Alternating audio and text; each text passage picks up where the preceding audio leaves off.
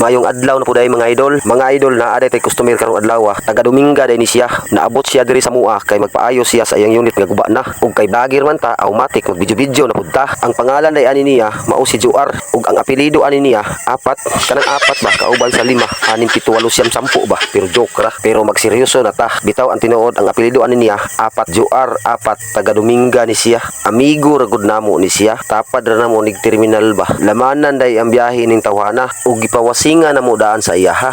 Kay dili naman na mawasingan kung gitaod na. Ug mao din ni ang kaha niya. Medyo guba na, gitaya na, nangabuslot na. Mauna ang repero na mo rong adlaw. Ug nakita ninyo ang kilid aning umbaka. Nalumping ni siya kay gibanggaan man ni dito sa kumpra. Ug ang nagbangga ning umbaka, siya ray nakaila. Ug gisugdan na mo og tirada, gisukod-sukod na. Ug basin kamo na tingala kung anong naim nga bris na siya. Inanaon ang pagtirada kung mag-align ka.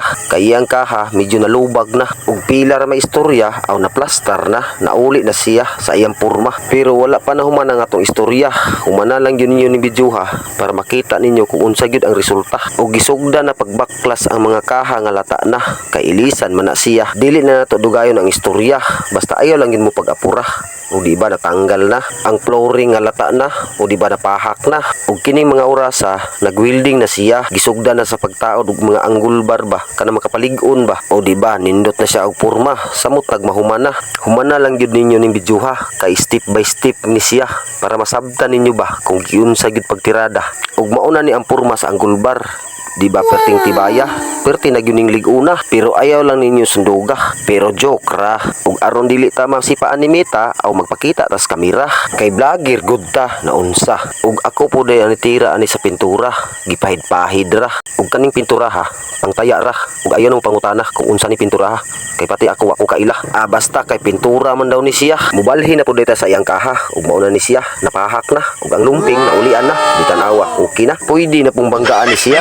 Pero komedya ra, luoy pud ang tag-iya. Ug diring dapita, gisugda na pud pagtira ang siding sa iyang kaha para malig-on ba. Ug aron madali ning trabaho aw giduwala na gyud nila. Kay ang tag-iya nag-apura na kay mo biyahe na daw siya.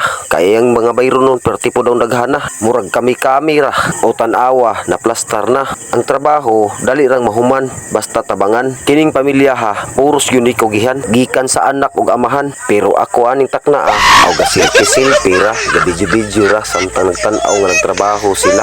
Kay ako ani nagulat kong mahuman kay amo manirong dayungan ug amo na yung sugdan kay ila namang nahuman. Ug kaning orasa amo na ning dayungan kay amo na ning itaod sa iyang kaha kay harong plastar na kay ang tag-iya nag-apura na. O di ba kita ninyo amo nang gidayungan, amo nang gitabangan kay bugat man naglisod pa mi og plastar ana sa kaha ug nagkaipit-ipit pa ko anang mga orasa. Hasta yung malasa pero okay ra kay helper man ta. Ug mangutana mo kung pilay adlaw na ko aning buhata aw secret ra. Ug giatras na din namo ni siya kay amo na ning iplastar diring dapita kay magkamang-kamang naman pud mi aning styla basta kay dili dali ning trabaho tan-aw ninyo simpre ra mura ra mig dula ba ni aksyon ko ani kabalaka kay nga akong kamera hapit naligsan ba ug wala pa nabantay aw impas na amo na pud daing gialsa ang kaha kay naa mi nalingtan ba kani laging magdali-dali ba perti gyud namo mga tangaa ug nahuman na gyud namo siya mao na ni iyang porma pati ang atot bag-o na nalipay na gyud ani ang tag-iya pero wala pa ron siya kay nangita pa tuog kwarta kay ang iyang budget nagkulang na kay kani iyang atop additional naman ni siya wala man guni naapil sa budget niya. Naa po day ko'y gustong ihangyo ninyo ipalihog lang ko sa pag-share ani nga video. Daghan kay salamat ninyo mo amping mo tanan. God bless you all.